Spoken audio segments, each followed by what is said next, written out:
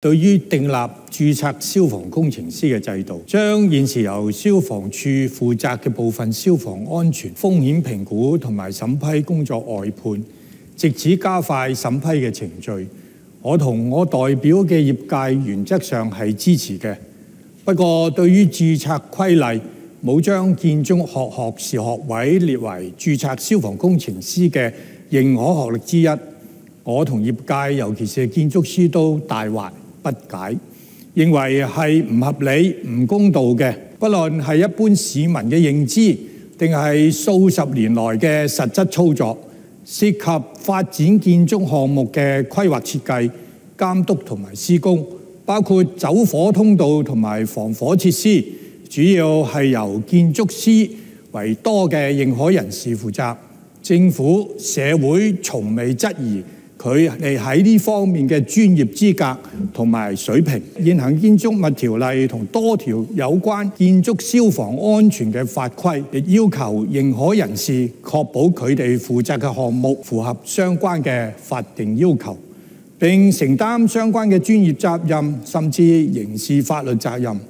現時全港1000多名嘅註冊認可人士，有超過70%係建築師。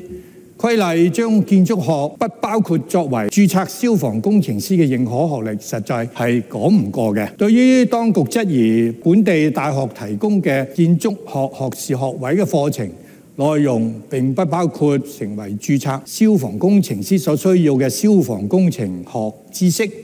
根據業界嘅反映，相關課程實際上係有教授學生有關嘅知識，只係未有喺科目名稱上註明。同時，香港建築師學會喺考核專業建築師申請嘅時候，亦都要求申請者必須具備相關嘅知識。我提出今日嘅修訂議案，建議將建築學加入成為註冊消防工程師嘅認可學歷之一，係合情、合理同埋公道嘅，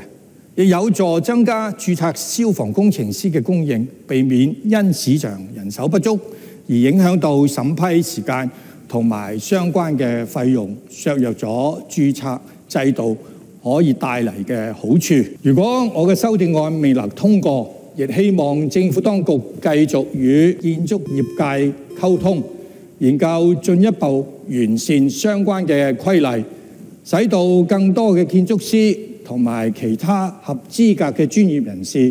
都可以參與有關外判嘅工作，為提升香港消防安全同審批服務出一分力。主席，本人謹此陳辭，懇請大家支持我嘅修訂議案。